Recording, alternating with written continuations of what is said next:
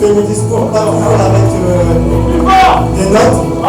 Et quand on veut parler de soi-même, c'est toujours plus difficile. Donc là, cette fois-ci, j'ai pris mes notes. Donc c'est avec une grande émotion que je prends la parole ce soir devant vous. On pensait que ce moment n'allait et ne pouvait jamais arriver. Et finalement, il est bien là. Nous sommes très heureux et émus de vous voir auprès de nous pour ce jour qui restera l'un des plus beaux de notre vie.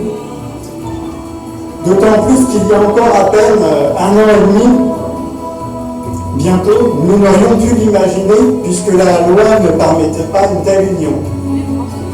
C'est aussi un jour particulier pour moi, car il y a 14 ans, je n'aurais pas imaginé non plus que la personne dont je me suis engagé politiquement à ses côtés, notamment à l'occasion de la campagne présidentielle de 2002,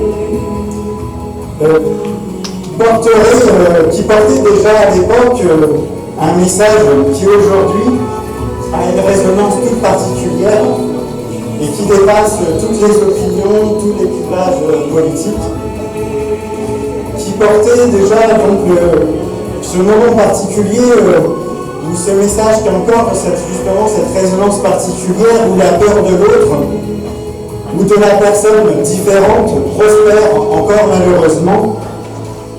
Ce message était celui d'une France plurielle et d'une République fraternelle. Et ce n'est pas un hasard non plus pour elle aussi, qui a subi dans sa vie toute forme de discrimination qu'elle portera 14 ans plus tard, en tant que garde des Sceaux et ministre de la Justice, la loi en faveur du mariage pour tous. Donc vous l'avez tous reconnu, il s'agit de Christiane Taubira.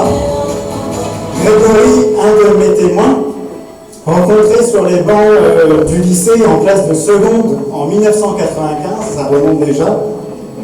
On sait quelque chose, car c'est lui qui m'a fait engager en politique et adhérer, notamment au PRG en particulier. Voilà, rassurez-vous, je ne vais pas vous faire plus long un discours politique, on n'est pas là pour ça, et toutes les opinions sont bien entendu les bienvenues. Ce soir, donc nous tenons tous,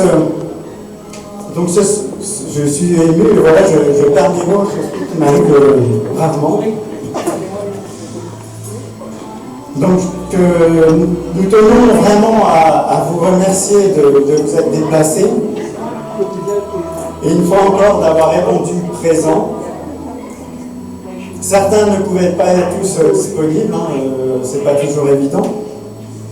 Donc voilà, d'autant plus que notre mariage fut aussi l'occasion pour moi, et non pas sans difficulté, en tout cas l'annonce du mariage, de vous faire connaître un peu plus de ma vie, qui est plutôt d'habitude sur la réserve et fidèle à l'adage Picard pour vivre heureux, vivre caché.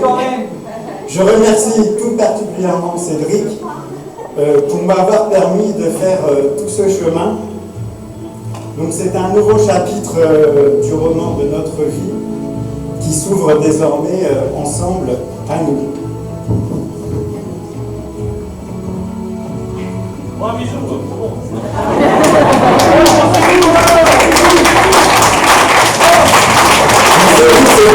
Pour l'organisation de cette journée, j'ai envie de dire à la hauteur de l'engagement qui correspond au mariage. Un véritable maître de cérémonie qui pourrait être, j'en suis sûr, un excellent chef de protocole. Papa, maman, je tiens énormément à cœur à vous dire merci. Merci de m'avoir accepté tel que je suis. Merci de m'avoir donné des racines et des ailes pour avancer dans la vie. Merci de m'avoir supporté et appuyé durant toutes ces années. Merci de m'avoir inculqué de vraies valeurs et de m'avoir permis de devenir celui que je suis aujourd'hui. Je remercie aussi mes beaux-parents, Monique et Adu, qui ont su m'accueillir à bras ouverts, tout comme l'ensemble de la famille Doldy. Encore merci pour cette immense bonheur pour nous d'être réunis aujourd'hui, famille et amis. Ceci d'autant plus que la distance rend ces moments de retrouvailles encore plus précieux et magiques.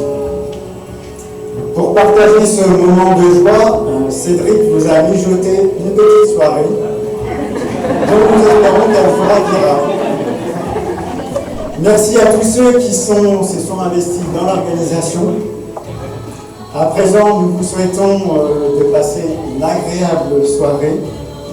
Et grâce à vous, cette journée et soirée restera gravée à jamais dans nos cœurs.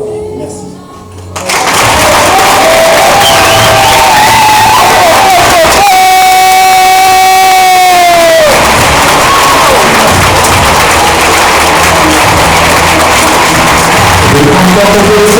Salut,